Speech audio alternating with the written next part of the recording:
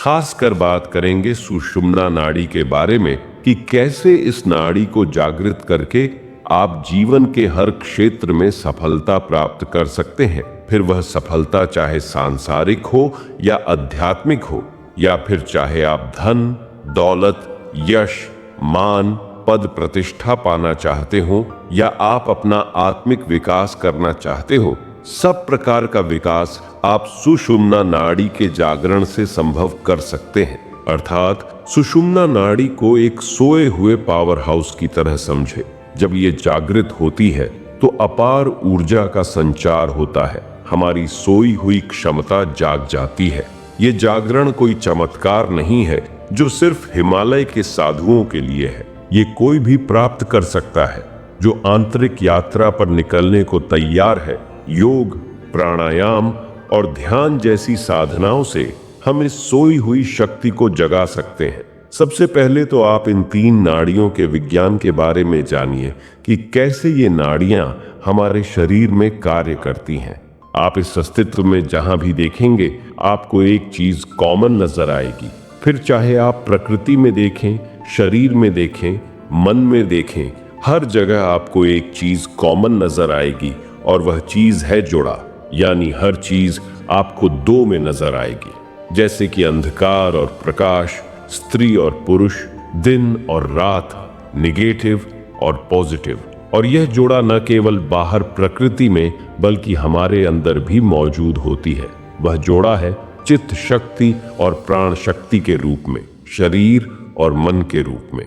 हमारा जो चित्त है वह ईड़ा नाड़ी के कारण और जो प्राण है वह पिंगला नाड़ी के कारण संचालित होते हैं। हमारी नाक के अंदर 2 छिद्र होते हैं जिसे हम नासिका बोलते हैं। जब हमारी सांस दाई नासिका से खुलकर चलती है, जिसे हम दायां स्वर भी बोलते हैं, तो इसका मतलब पिंगला नाड़ी चल रही है। और जब हमारी सांस बाई नासिका से खुलकर चलती है, जिसे हम बायां स्वर भी बोलते हैं, तो इसका मतलब इड्डा नाड़ी चल रही है। और उसी तरह जब हमारी नाक के दोनों स्वर खुलकर चलते हैं, यानी कि नाक से दोनों तरफ से सांस खुलकर आ जा रही हो, तो इसका मतलब हमारी सुषुम्ना नाड़ी चल रही है। हर 1 घंटे में हमारी इड्डा और पिंगला नाड़ी बारी बारी से बदलती रहती है। कभी इड्डा नाड़ी चलती है तो कभी पिंगला नाड़ी चलती है। मुख्यतः ये 1 घंटे के लिए एक नाड़ी चलती है, लेकिन जब इड्डा और पिंगला नाड़ी बदलती है तो दोनों के बीच में 2 से लेकर 5 मिनट तक सुषुम्ना नाड़ी भी चलती है, यानी कि तब हमारी नाक के दोनों स्वर खुलकर चल रहे होते हैं। हमारी जो इड्डा नाड़ी है यह हमारी एनर्जी का नेगेटिव पोल है, और जो पिंगला नाड़ी है वह हमारी एनर्जी का पॉजिटिव पोल है। ईडा हमारी चंद्रमा की शक्ति है और पिंगला हमारी सूर्य की शक्ति है। क्योंकि इड्डा के अंदर चंद्रमा की शीतलता मौजूद है तो इसकी तासीर ठंडी होती है। उसी तरह पिंगला के अंदर सूर्य की गर्माहट मौजूद है तो इसकी तासीर गर्म होती है। इड्डा से हमारी मानसिक शक्तियां संचालित होती हैं और पिंगला से हमारी शारीरिक शक्तियां संचालित होती हैं। ईडा हमारी तब ज्यादा एक्टिवेट रहती है जब हम आराम कर रहे होते हैं या विश्राम कर रहे होते हैं, और पिंगला हमारी तब ज्यादा एक्टिवेट रहती है जब हम क्रियाशील होते हैं। हमारी इड्डा नाड़ी रात के समय ज्यादा सक्रिय रहती है क्योंकि हम सो रहे होते हैं, और पिंगला नाड़ी दिन के समय में ज्यादा सक्रिय रहती है क्योंकि इस समय हम काम करते रहते हैं। लेकिन जब इड्डा और पिंगला दोनों आपस में संतुलित हो जाती हैं, तब एक तीसरी शक्ति का जन्म होता है। उस तीसरी शक्ति का नाम है सुषुम्ना शक्ति। उदाहरण के लिए जब आप माचिस की तीली को माचिस पर रगड़ते हैं तो अग्नि पैदा हो जाती है। ऐसे ही जब आप पॉजिटिव और नेगेटिव करंट को, यानी 2 विद्युत की विपरीत धाराओं को एक साथ आपस में मिलाते हैं तो उससे उत्पन्न शक्ति से आप भारी से भारी मशीनें भी चला सकते हैं। ठीक इसी प्रकार जब हम शरीर और मन की ताकत को, यानी ईडा और पिंगला को संतुलित कर देते हैं तो तीसरी शक्ति यानी सुषुम्ना की शक्ति जागृत होती है। और जैसा कि मैंने शुरू में बताया था कि इड्डा हमारी चित्त शक्ति है तथा पिंगला हमारी प्राण शक्ति है, तो इन दो शक्तियों के मिलन से जो तीसरी शक्ति पैदा होती है वह हमारी आत्म शक्ति कहलाती है। आप इन तीनों ऊर्जाओं को इस प्रकार से भी समझ सकते हैं कि इड्डा हमारी एनर्जी का नेगेटिव चार्ज है और पिंगला हमारी एनर्जी का पॉजिटिव चार्ज है तथा सुषुम्ना हमारी एनर्जी का न्यूट्रल चार्ज है। इसके अलावा इड्डा हमारी मानसिक ऊर्जा है, पिंगला हमारी शारीरिक ऊर्जा है और सुषुम्ना हमारी कॉस्मिक ऊर्जा है। तो हमारी जो शारीरिक और मानसिक ऊर्जा है वह तो सीमित है, लेकिन जो कॉस्मिक ऊर्जा है वह असीमित है। साथ ही हमारी इड्डा और पिंगला नाड़ी हमारे दाएं और बाएं ब्रेन को एक्टिव रखती है और संचालित करती है, लेकिन जो सुषुम्ना की शक्ति है वह एक साथ पूरे ब्रेन को एक्टिव रखती है तथा हमारी सभी कर्मेंद्रियों को, सभी शारीरिक अंगों को, सभी मानसिक और शारीरिक शक्तियों को भी एक साथ संभाल सकती है। सुषुम्ना नाड़ी का एक कार्य यह भी है कि जब हमारी कुंडलिनी शक्ति जागृत होती है तो वह सुषुम्ना नाड़ी के भीतर से ही ऊपर की ओर प्रवाहमान होती है। यानी कि सुषुम्ना नाड़ी को एक प्रकार का राजपट भी बोला जाता है। हालांकि हमारी इडा और पिंगला दोनों नाड़ियां भी मूलाधार चक्र से ही जागृत होती हैं, लेकिन जब मूलाधार चक्र से चलती हैं तो वह दाएं और बाएं कर्व लेते हुए चलती हैं। आप इन तीन नाड़ियों से डिसाइड कर सकते हैं कि आपको किस तरह से पैसा कमाना है।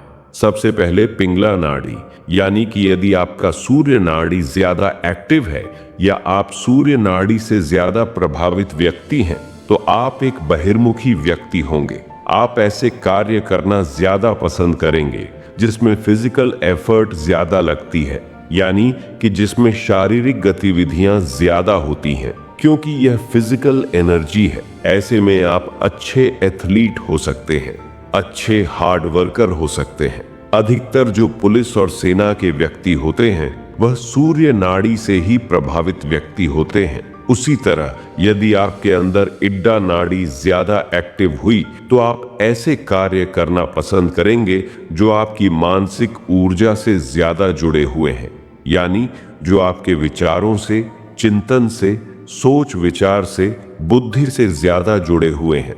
और आप थोड़ा अंतर्मुखी भी होंगे तो आप विचारशील हो सकते हैं, चिंतक हो सकते हैं या फिलोसोफर हो सकते हैं। ये तो पिंगला नाड़ी और इडा नाड़ी के दो विशेष अलग अलग कार्य हुआ। अब हम आगे जानते हैं कि जिनका सुषुम्ना नाड़ी ज्यादा संचालित होगी तो वो कैसे होंगे। हालांकि ये नाड़ी बहुत कम लोगों में एक्टिव रहती है। अधिकांश लोग इडा और पिंगला नाड़ियों में ही रहते हैं। कुछ खास किस्म के लोग जिनकी संख्या बहुत कम होती है, उन्हीं लोगों में सुषुम्ना नाड़ी एक्टिव रहती है। अगर सुषुम्ना नाड़ी का आपके ऊपर ज्यादा प्रभाव हुआ तो आप एक अच्छे साधक हो सकते हैं, ध्यानी हो सकते हैं या ज्ञानी हो सकते हैं। आपके अंदर आध्यात्मिक और धार्मिक अभिरुचि हो सकती है। आप एक अच्छे ऋषि मुनि अथवा साधु संत हो सकते हैं। तो अब आप समझ चुके होंगे कि तीन प्रमुख नाड़ियां क्या है। इसलिए अब आपको यह देखना है कि आपको इन तीनों में से किस नाड़ी में जाना है। जनरली हम पहले दो नाड़ियों में ही होते हैं, यानी इडा और पिंगला में। लेकिन जब आपको इडा और पिंगला नाड़ी सफलता नहीं देती, तब जो आप अपने जीवन में पाना चाहते हैं, आपको सुषुम्ना नाड़ी का प्रयोग करना चाहिए। जैसा कि मैंने ये बताया, सुषुम्ना नाड़ी जिस व्यक्ति के अंदर ज्यादा प्रभावी होती है, ऐसे व्यक्ति साधु संत हो सकते हैं। लेकिन आपको सुषुम्ना नाड़ी को जागृत करने के लिए समाज से अलग होने की कोई जरूरत नहीं, बल्कि आप समाज में रहते हुए भी इस नाड़ी को जागृत कर सकते हैं और अपने सभी कार्यों को सिद्ध कर सकते हैं।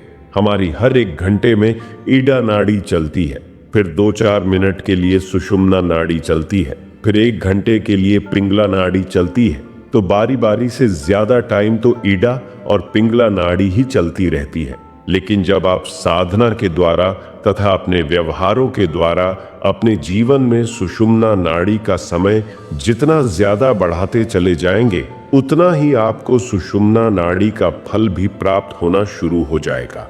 सबसे पहले हम यह समझते हैं कि यदि आपके जीवन में सुषुम्ना नाड़ी का समय बढ़ेगा तो आपको पता कैसे चलेगा। इसका संकेत ये है कि जब आपकी नाक की दोनों नथुने से श्वास की धाराएं खुलकर चलने लगे अधिक से अधिक समय तक, तो इसका मतलब आपका सुषुम्ना नाड़ी का समय बढ़ रहा है।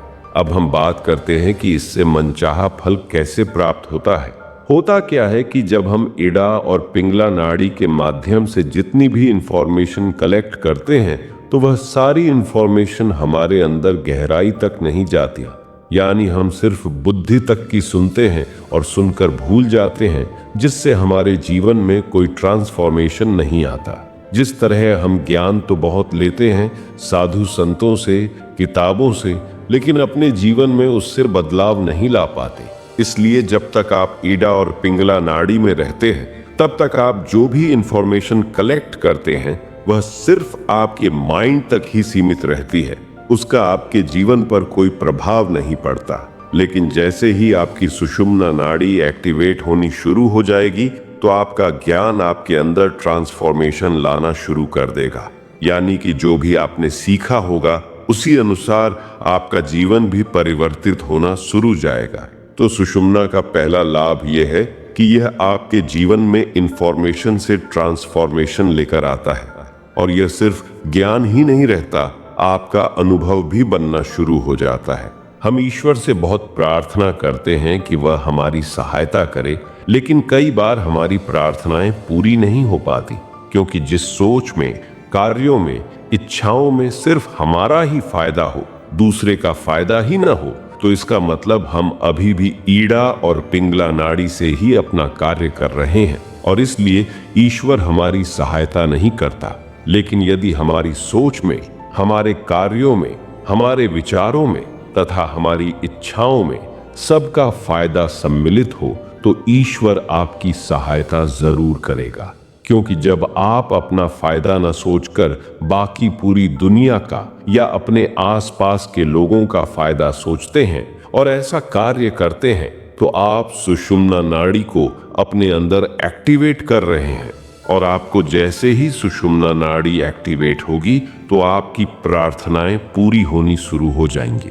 इसके अलावा जब आपकी सुषुम्ना नाड़ी ज्यादा से ज्यादा चलनी शुरू होगी, तो आपको हमेशा अच्छे लोग मिलेंगे जो आपके काम आएंगे। वो आपको आपके जीवन में ऊंचा उठाने में आपकी सहायता करेंगे। अगर कुछ बुरे लोग मिलेंगे भी, तो वो सिर्फ इसलिए आएंगे कि ताकि आपको कोई सीख दे सके। इड्डा और पिंगला से हमें जो भी सफलता मिलती है वह टेम्परेरी होती है या एक लिमिट में होती है। जैसे कि अगर आपको कोई सरकारी नौकरी मिलती है, तो आप अपना जीवन 20-30 साल उसी में बिताएंगे और खत्म हो जाएंगे। लेकिन यदि आप सुषुम्ना नाड़ी जागृत करके उसके मार्ग पर चलते हैं, तो आपकी जो भी सफलता मिलेगी, एक तो वह परमानेंट होगी और दूसरा उसकी कोई सीमा नहीं होगी। यानी कि आप एक विशाल सफलता के द्वार को अपने जीवन में ओपन कर सकते हैं। जब आपकी सुषुम्ना नाड़ी एक्टिवेट होती है, तो आप अपना जीवन ईमानदारी से जीते हैं। आप किसी प्रकार की बेईमानी वगैरह नहीं करते हैं। लेकिन जब तक आप इड्डा और पिंगला नाड़ी में रहते हैं और उसके मध्य में कार्य करते हैं, तो आपके जीवन में बेईमानी भी आ जाती है। इसलिए आपकी सुषुम्ना नाड़ी जितना ज्यादा जागृत होगी, आपकी लाइफ में उतनी ही ईमानदारी होगी, सज्जनता होगी। क्योंकि सुषुम्ना का जो मार्ग है वह तर्क का मार्ग नहीं है और न ही वह सोच विचार का मार्ग है, वह रहस्य का मार्ग है। उसमें सिर्फ कृपा आती है। कहते हैं ना कि जिसका कोई ना हो उसका परमात्मा होता है। तो जब आपकी सुषुम्ना नाड़ी एक्टिवेट होगी, तो आपके सारे कार्य बिना आपके पैसे चाहे ना भी हो तब भी पूरे होते रहेंगे। यानी कुछ ऐसे चमत्कार भी हो सकते हैं कि जब आपको पैसों की बहुत ज्यादा आवश्यकता होगी, तब हो सकता है आपको गुप्त दान आना शुरू हो जाए। कई बार यदि आपकी सुषुम्ना नाड़ी एक्टिवेट हो जाती है और आप अध्यात्म के मार्ग पर चलने लग जाते हैं, तब आपकी सांसारिक सफलताएं हो सकता है शुरू में दूर जाने लग जाएं।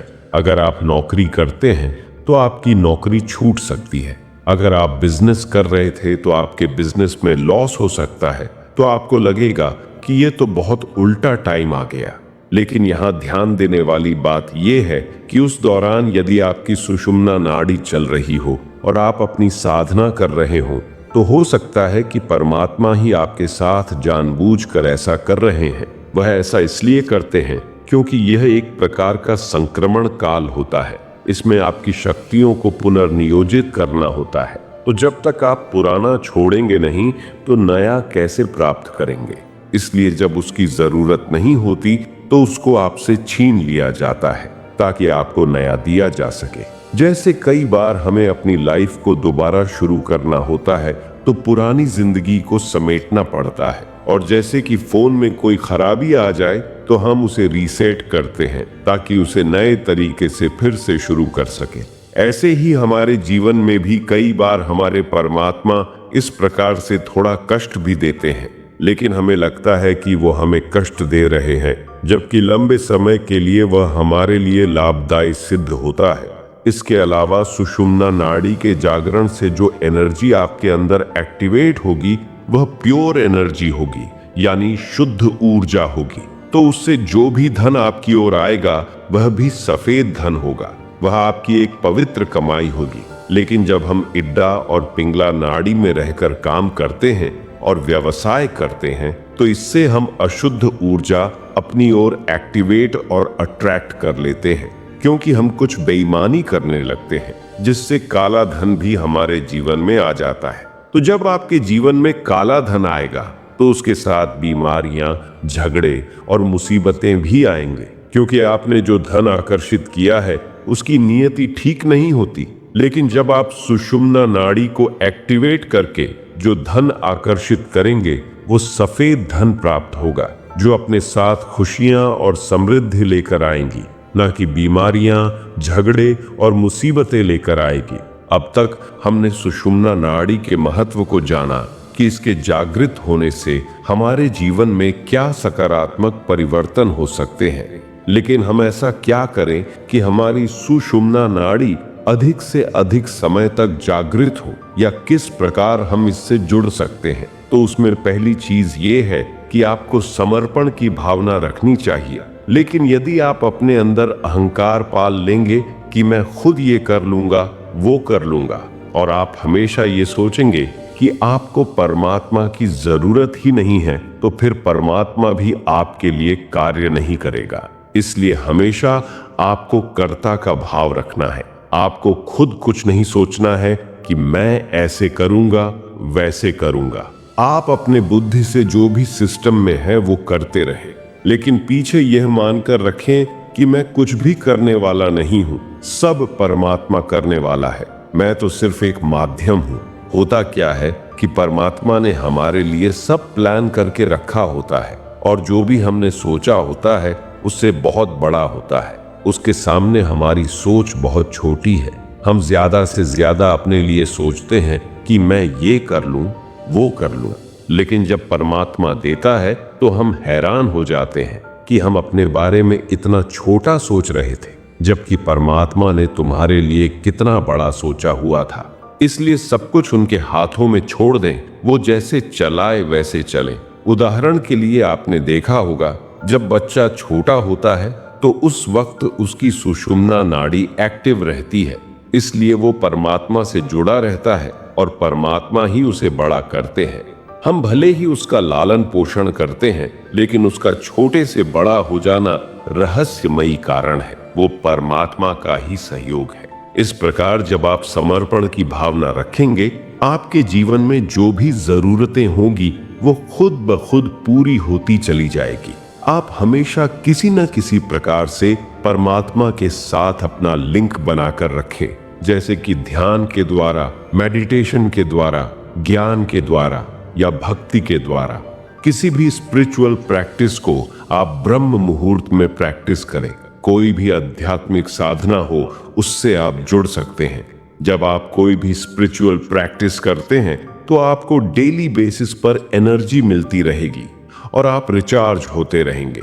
इससे आपकी एनर्जी पॉजिटिव बनी रहेगी और आपकी सुषुम्ना नाड़ी ज्यादा से ज्यादा चलनी शुरू हो जाएगी। लेकिन जो लोग अध्यात्म में नहीं जुड़ पाते उनको परमात्मा से ऊर्जा नहीं मिलती और उनकी ऊर्जा गिरनी शुरू हो जाती है। इसके अलावा सुषुम्ना नाड़ी को जागृत करने के लिए अनुलोम विलोम और भ्रामरी प्राणायाम जैसे अभ्यास जागृत करने में मदद करते हैं। ये प्राणायाम चित्त को शांत करते हैं और ऊर्जा को सुषुम्ना नाड़ी में प्रवाहित करने में मदद करते हैं। साथ ही ध्यान और समाधि की प्रक्रिया चेतना को एकाग्र करती है और सुषुम्ना नाड़ी को जागृत करने में मदद करती है। कुछ विशेष आसन जैसे कि सर्वांगासन, हलासन और भुजंगासन भी सुषुम्ना नाड़ी को जागृत करने में मदद करते हैं। मूलाधार से सहस्रार तक के चक्रों पर ध्यान और मंत्र जप के माध्यम से भी सुषुम्ना नाड़ी को जागृत किया जा सकता है। शक्तिपात ये एक ऐसी प्रक्रिया है जिसमें एक आध्यात्मिक गुरु अपने शिष्य को अपनी ऊर्जा ट्रांसफर करता है, जिससे शिष्य की सुषुम्ना नाड़ी जागृत हो जाती है। आप चाहे तो किसी सिद्ध गुरु से इस प्रक्रिया के द्वारा सुषुम्ना नाड़ी को जागृत कर सकते हैं। सुषुम्ना का जागरण एक संतुलित, स्वस्थ और पूर्ण जीवन का प्रतीक है। ये ऐसे है जैसे कीमती रत्नों से भरा खजाना खुल गया हो। कल्पना करो कि पानी की एक बूंद विशाल समुद्र में मिल जाती है और अपनी व्यक्तिगत पहचान खो देती है। यही आनंद और मुक्ति की अवस्था है। जब कुंडलिनी ऊर्जा सुषुम्ना से ऊपर उठकर सहस्रार चक्र तक पहुंचती है तो हम इसे परम मिलन का अनुभव करते हैं। यह दुनिया को त्यागने के बारे में नहीं, बल्कि ज्ञान और करुणा के साथ अपनाने के बारे में है। ये उद्देश्य आनंद और पूर्णता से भरे जीवन जीने के बारे में है। इसलिए प्रिय साधकों, आंतरिक परिवर्तन की इस यात्रा को शुरू करें, सुषुम्ना को जगाएं और सफलता के असली अर्थ का अनुभव करें।